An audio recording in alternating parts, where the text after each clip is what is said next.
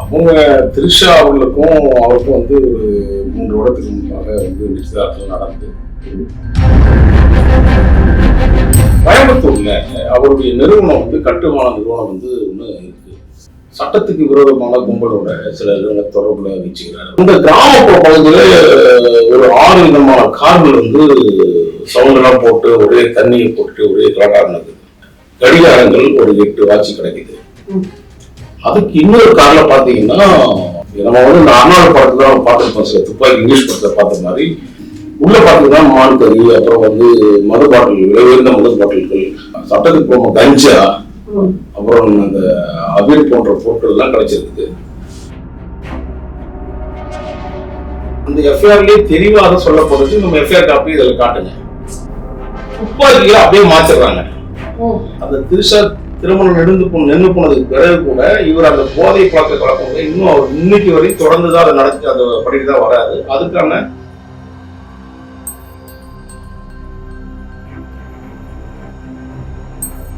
கேசவ விநாயகம்ஜின்னு ஒருத்தர் இருக்காருல்ல, பிஜேபியில முக்கிய அரசியல் பிரமுகர், இங்க இருக்கக்கூடிய அமைப்பு செயலாளர், அவரோட பார்த்து அவங்க பிஜேபிக்கு நான் வந்து கூட பெருசா பண்ணுவேன், அதை பண்ணுவேன், நான் வந்து செய்வேன்னு சொல்லிட்டு இந்த வினோத் பி செல்வம் அதில் ஒரு மிகப்பெரிய தொகையை பார்க்குறாரு. பார்த்த உடனே அந்த புகைப்படத்தை கேட்குறீங்க எவிடன்ஸ் என்னன்னு, இந்த புகைப்படத்தை பார்த்தீங்கன்னா தெரியும். இன்னும் பல அவங்க சிசிடிவி ஃபுட்டேஜ் வரையும் அந்த போலீஸ் அழிக்கிறான். அது வரையும் என்ன இது பண்ணிட்டு இருந்தான்.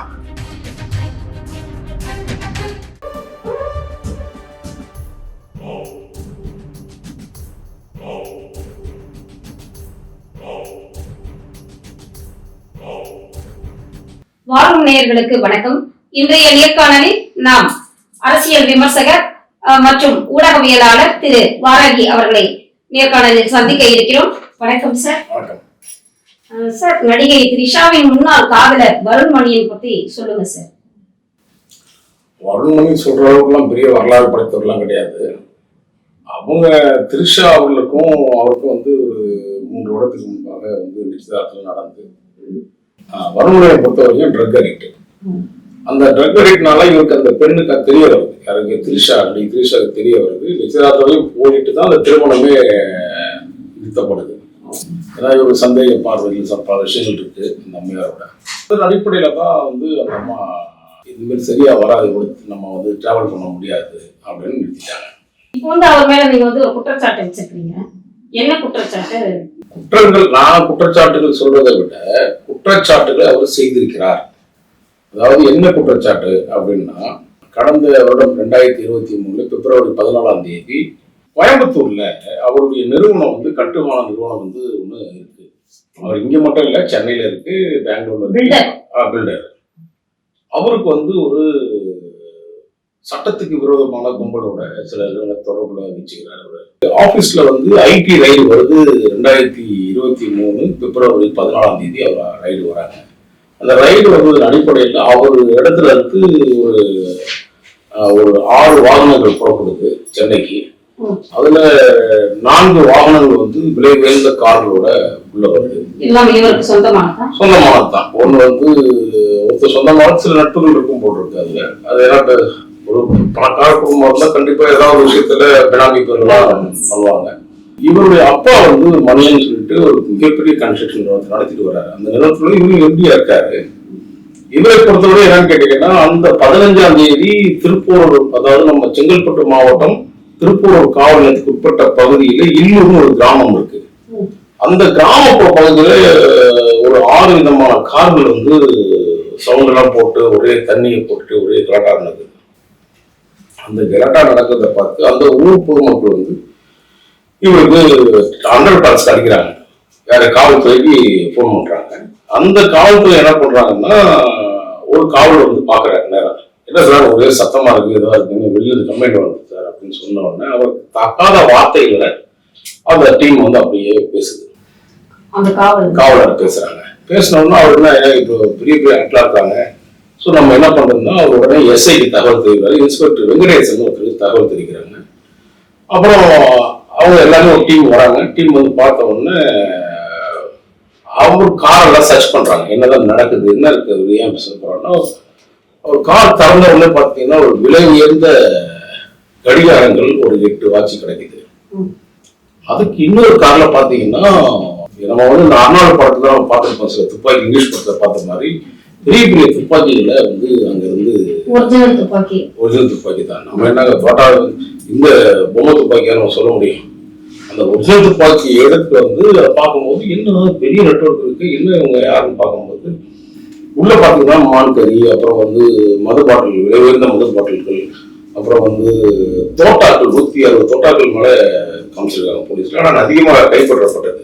இப்படி பல்வேறு விதமான விஷயங்களை அவங்க சட்டத்துக்கு போக கஞ்சா, அப்புறம் அந்த அபின் போன்ற பொருட்கள் எல்லாம் கிடைச்சிருக்குது. உடனே இவங்க வந்து பார்த்தோன்னே என்ன பண்றாங்கன்னா, திமுகவுடைய முக்கிய பிரமுகர்களுடைய நிறைய தொடர்பு இருக்கு.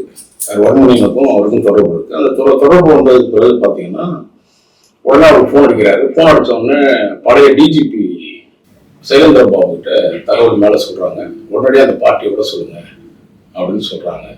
எனக்கு தகவல் வெளியே வருது. வந்த உடனே என்ன பண்றேன்னா, எஸ்பிக்கு நான் வந்து செங்கல்பட்டு எஸ்பிக்கு தகவலை சொல்றேன்.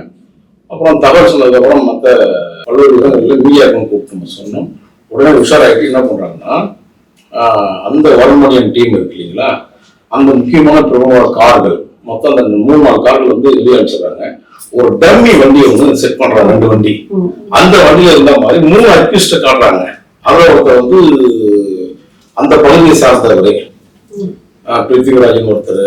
அவங்க எல்லாம் பாத்தீங்கன்னா இன்னசென்ட், அந்த பகுதி சார்ந்ததுல ஒருத்தர் இருக்குது. மற்ற அவர் வந்து முன்னாள் எம்எல்ஏ, திமுக எம்எல்ஏ மருமகன் அவரு, அந்த பிருத்திவிராஜன் அவரு.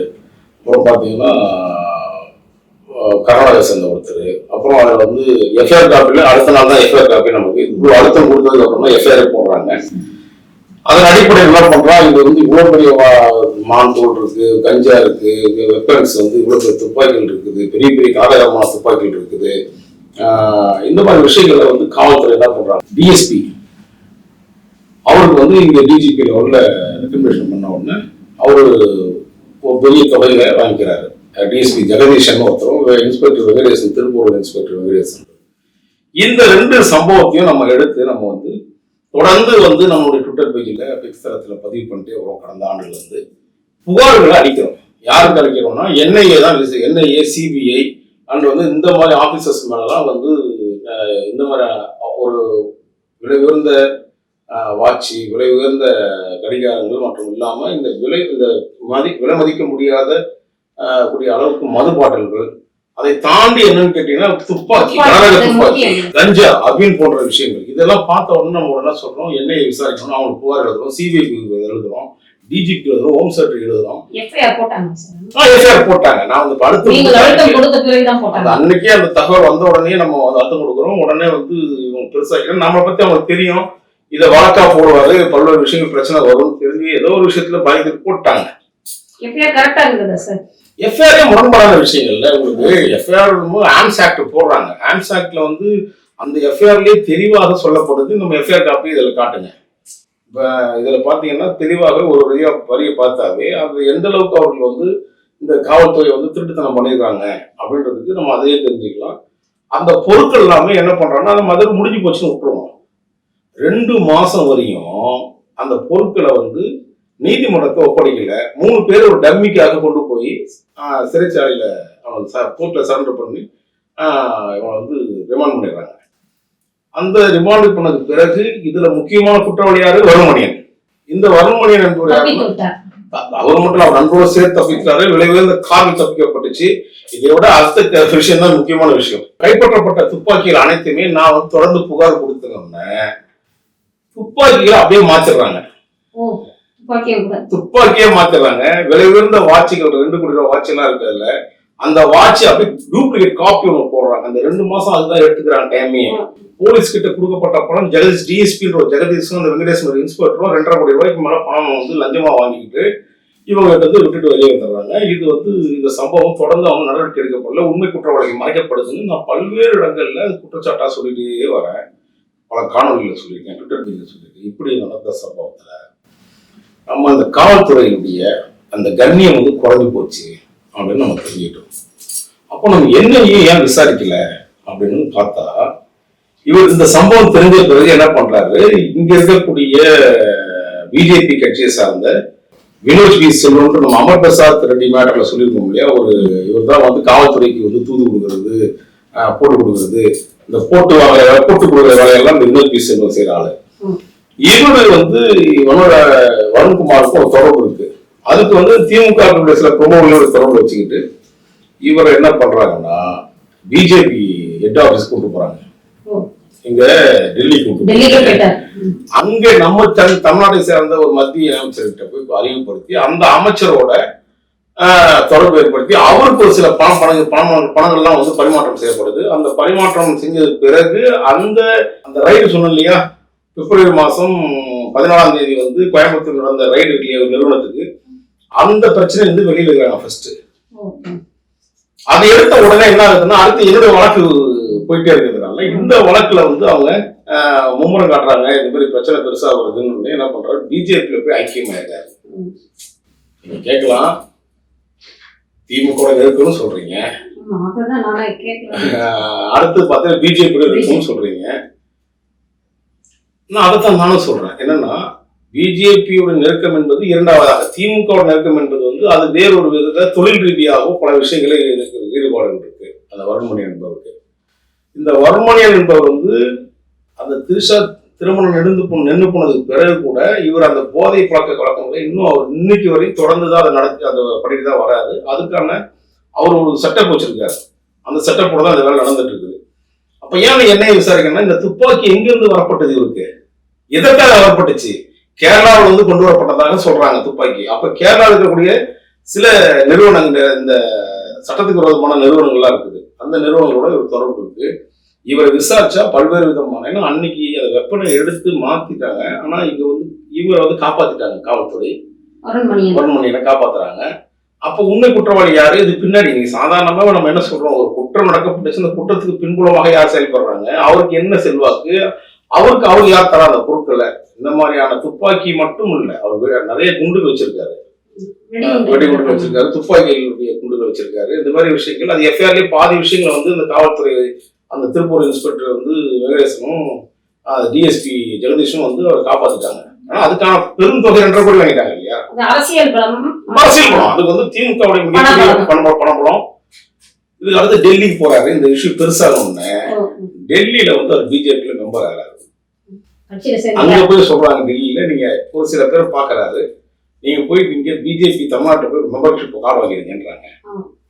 அந்த மெம்பர்ஷிப் கேசவ விநாயகம்ஜின்னு ஒருத்தர் இருக்காருல்ல, பிஜேபியில முக்கிய RSS பிரமுகர், இங்க இருக்கக்கூடிய அமைப்பு செயலாளர், அவரோட பார்த்து அவங்க பிஜேபிக்கு நான் வந்து இவ்வளவு பெருசா பண்ணுவேன், அதை பண்ணுவேன், நான் வந்து செய்வேன்னு சொல்லிட்டு இது வினோத் பி செல்வம் அதுல ஒரு மிகப்பெரிய தொகையை பாக்குறாரு.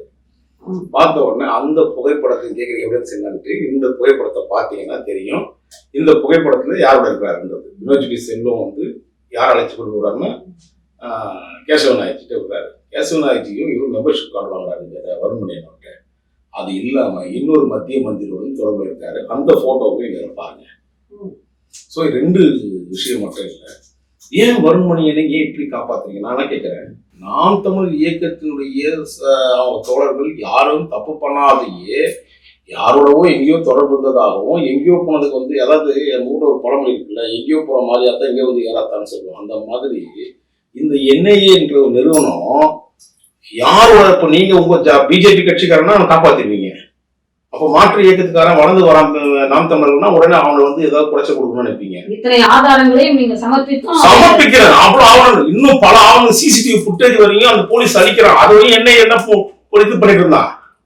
அப்போ உங்களுடைய வேலை என்னன்னா, உங்களுக்கு எதிரியாக இருக்கக்கூடிய எவனாவனா கை வைப்பீங்க. ஆனா பாருங்க, ஒரு குற்றவாளிக்கு பிஜேபிக்கும் பிஜேபிக்கும் திமுகவும் ஆகாது. ஆனா சில உறவுகள் இருக்கு பாருங்க, செல்வாக்கு, பணம், பல்வேறு விஷயங்கள் வந்து எங்க முரண் பார்ப்பாங்க. இவனுக்கு வந்து இங்கேயும் திமுக காரங்க காப்பாத்துறாங்க போலீஸ் கிட்ட சொல்லி, அந்த பக்கம் பிஜேபியில போனா அவர் சென்ட்ரல் கவர்மெண்ட்ல இருந்து காப்பாத்துறாங்க. அதுக்கான தொடர்புல வச்சுதான் இருக்காங்க. ஆனா அப்போ நாம் தமிழர் இயக்கம் போல ஒரு போராடி இந்த சமுதாயத்துல வந்து விருப்பச்சி ஏற்படுத்தணும் நோக்கத்துல வரக்கூடிய ஒரு இயக்கத்தை இவங்க வந்து இந்த ED வெங்காயம் எல்லாம் கொடுக்குற அமைப்புகள்லாம் சில அமைப்புகளை வச்சுக்கிட்டு, இதெல்லாம் வந்து நம்ம தம்பி உதயநிதி சொன்னது மாதிரிதான். இவங்கெல்லாம் வந்து ஒரு அமைப்பு வச்சிருக்காங்க. அது ஒரு அமைப்பு மேல நம்ம நிறைய விஷயங்கள சிபிஐ கேட்கறாங்க, சிபிஐ ரேஷன் எது கேட்கறாங்க, நம்பிக்கை வச்சிருக்கிறோம். ஆனா இவங்க அரசியல்வாதிகள்கிட்ட மேல மத்திய அரசு என்ன சொல்றாங்க கேட்டுக்கிட்டு இந்த இடி இந்த என்ஐஏ அதிகாரிகள் இன்னும் நம்ம சர்ச் பண்ணிக்கணும்ல. இப்ப அவ்வளவு குற்ற ஆவணங்கள், அந்த குற்றம் செய்யப்பட்ட அத்தனை ஆவணங்களையும் அந்த ஆதாரங்களையும் அழிச்சிட்டானுங்கல்ல. இப்ப நான் கிடைச்சதுக்கு வச்சுதான் நான் வந்து சிபிஐ விசாரிக்கணும். என்ன மேலே இப்ப நம்பிக்கை போயிடுச்சு. சிபிஐ தான் விசாரிக்கணும். அப்போ நான் தொடர்ந்து இந்த சட்ட போராட்டத்தை பண்ணிட்டு தகவல் உரிமை சட்டத்துல இவங்க தொடர்ந்து பல்வேறு விதமான கொடுத்துட்டே இருக்கும்போது என்ன இப்போ வந்து பாத்தீங்கன்னா இப்ப சிபிசிஐடிக்கு தாமாக முன் வந்து மாத்தல நம்ம கொடுத்த குறைச்சல்ல இந்த காவல்துறை திருப்பூர் என்ன பண்றாங்கன்னா எஸ்பி ஆஃபீஸர் செங்கல்பட்டு எஸ்பி என்ன பண்றாருன்னா சிபிசிஐடிக்கு இந்த கேஸை வழக்கு மாத்தி எப்போ எல்லா ஆவணத்தையும் ஆச்சரியம் இவங்க போலீஸ் மாதிரி ஒரு மட்டமான விஷயத்துல இந்த செங்கல்பட்டு மாவட்டத்தில் நடக்கிற விஷயங்களை பாத்தீங்கன்னா திருப்பூர்ல எல்லா ஆவணத்தை அழிச்சிட்டான், ஆதாரம் அழிச்சிட்டான், சிசிடிவி அழிச்சிட்டான், வந்துட்டு குழந்தை விஷயத்தை அழிச்சிட்டான். அப்படித்தானே பல வழக்குகளை வந்து நீங்க மூடி மறைச்சிட்டு நீங்க சிபிஐ சிபிசிடி விசாரினா எப்படி விசாரிப்பா? என்னால இருக்கிற ஆதாரத்தை எல்லாம் சில விஷயம் 2 வருஷம் வரையும் சில ஆதாரங்களை நம்ம எடுக்க முடியும். சிசிடிவி ஃபுட்டேஜ்லயோ அல்லது கால் டீட்டெயில்ஸையோ ஃபோன் லொகேஷனோ எல்லாத்தையும் எடுக்க முடியும்னு நமக்கு தெரியும். ஏன்னா நம்ம காவல்துறையோட தொடர்பு இருக்கிறதா சொல்றேன். இது எப்படி இருந்தாலும் சிபிசிடி விசாரணை என்பது தமிழக அரசு மீண்டும் காப்பாற்றலாம் முயற்சிக்கணும். அதுக்கு பிறகு இன்னொரு சம்பவம் நடந்திருக்குது. அந்த சம்பவத்தை நான் பிறகு சொல்ல வரேன். சோ இதை பொறுத்த வரைக்கும் இந்த போன்ற தமிழக காவல்துறை வந்து இவ்வளவு தவறுகளை செஞ்சுட்டு வர ஒரு சமூக விரோத கும்பலோட தொடர்பு உள்ள ஒருத்தனை நீங்க அவனை காப்பாத்துறீங்க, மத்திய அரசும் மாநில அரசும் சேர்ந்து. அப்ப என்ன நடக்கும்? அப்ப நியாயம் எப்படி கிடைக்கும் மக்களுக்கு? கருணாநிதி அவர்கள் வந்து ஒரு படத்துல ஒரு டைலாக் எழுதியிருக்காரு, பாலைவன பிரச்சாரத்துக்கு நினைக்கிறேன். நம்ம ஊர்ல ரயில் நிறுத்தணும்னு விட்டுருவாங்க, கரித்துண்டு கொடுத்து குடிச்சுடுவாங்க போலீஸ். அப்போ கரித்துண்டு கொடுக்கணும் தான் கஷ்டப்பட்டு இருக்கிறாங்க. ஒருத்தன் நாம் தமிழ் இயக்கத்தில் இருக்கிற தோழர்கள் வந்து அவன் மும்முரமாக ஒரு கட்சி பணி செஞ்சாங்கன்னா அந்த தேர்தலில் மிகப்பெரிய பாதிப்பு இருக்கிற மத்திய அரசுக்குன்னா அவன் வீட்டுல போய் ரயில் பண்றீங்க. இது என்ன நடக்குதுன்னு தெரியல எனக்கு. காவல்துறை வந்து இவ்வளவு ஏன் இவ்வளவு மோசமான சூழ்நிலை இருக்குன்னா அது முதலமைச்சருக்கு ஒரு கட்டாயம் தெரிய மாட்டேங்குதுன்ற வழி வேற சொல்றேன். இந்த தேச துரோக செயல்கள் அப்படின்றீங்க. அப்படின்னா கண்டிப்பா அவங்க வந்து உங்களுக்கு ஒரு பயமுறுத்தல், அச்சுறுத்தல் இல்ல மிரட்டல் ஏதாவது கொடுத்தாங்க? அதெல்லாம் சில வழக்குகள் மூலமாவே கொடுத்தாங்க எனக்கு. அப்புறம் சில ரவுடி பள்ளிகள் வச்சு கொடுத்தாங்க, அப்புறம் பேரம் பேசப்பட்டாங்க. இதெல்லாமே பார்த்துதான் கலந்து வந்திருக்கோம். நம்ம வந்து இந்த சமுதாயத்துல ஏதோ ஒரு விதத்தை தாக்கத்தை உருவாக்கணும், இந்த மக்களுக்கு ஏதோ ஒரு நம்ம பாதுகாப்பான அரண்ல 1% நம்ம நிக்கணும். அரசியல்வாதம் செய்யக்கூடிய தப்புகளை மக்கள்கிட்ட கொண்டு போய் ஈஸியா சேர்க்கணும்ன்றதா பத்திரிகை எல்லாருமே இப்ப பார்த்துட்டு நிறைய பேருக்கு தெரிய வரும். தெரியணும்ன்ற நோக்கத்தை விட என்னன்னு கேட்டா ஒரு விழிப்புணர்ச்சி வரும் மக்களுக்கு. இந்த அரசியல் அமைப்புகள் எப்படி இருக்கு, கட்டமைப்பு எப்படி இருக்குது, காவல்துறை கட்டமைப்பு குற்றவாளிகள் தப்பிக்க கூடாது. நம்ம ஏற்கனவே சொன்ன விஷயங்கள் தான். அதாவது 100 குற்றவாளிகள் தப்பித்துள்ளலாம், ஒரு நிலவாதி கூட தண்டிக்கப்படக்கூடாதுன்னு சொன்னதுதான் நம்ம இதுல. ஆனா இன்னைக்கு குற்றவாளிகள் வந்து அதிகபட்சமாக தப்பிச்சிடுறாங்க, அதுல ஒன்றும் மாற்றமே கிடையாது. இது அப்பாவி போன்ற இந்த 3 பேர் கைது செய்யப்பட்டாங்க பாருங்க, இந்த பிருத்திவிராஜ் 3 பேர் இருக்காங்க பாருங்க. அவங்க எல்லாம் பாத்தீங்கன்னா அவன் வந்து கூலிக்கு மாறடிக்கிறாங்க. அவன் காசு கொடுத்தா போதும்னு சொல்ல அவன் போய் நின்றுக்கிறான், ஜெயில போய் படுத்துக்கிறான். அதுக்கப்புறம் அவன் பெயில் எடுத்துக்கிறானுங்க. சோ இது போன்ற துணை போன இந்த காவல்துறை அதிகாரி டிஎஸ்பி ஜெகதீஷன், மகாலிபுரம் டிஎஸ்பி ஜெகதீஷன், இந்த இன்ஸ்பெக்டர் திருப்பூர் இன்ஸ்பெக்டர் வெங்கடேசன் பணப்போர்ல வந்து பசும்போல் போத்திய புலி போல வாழ்ந்துட்டு இருக்க இந்த வருமணியன் போன்ற நபர்களெல்லாம் சட்டத்துக்கு நிறுத்தி தண்டனை வாங்கி தருவதுதான் நம்முடைய பணி. ஒரு சமூக ஆர்வலரா இந்த அளவுக்கு வந்து ஒரு இன்வெஸ்டிகேட் பண்ணி அதாவது வந்து சாட்சியங்கள் எல்லாம் சமர்ப்பித்து போராடி வருகிறீங்க சார். உங்களுடைய முயற்சி வந்து வெற்றி பெற வாழ்த்துக்கிறேன் சார். நன்றி.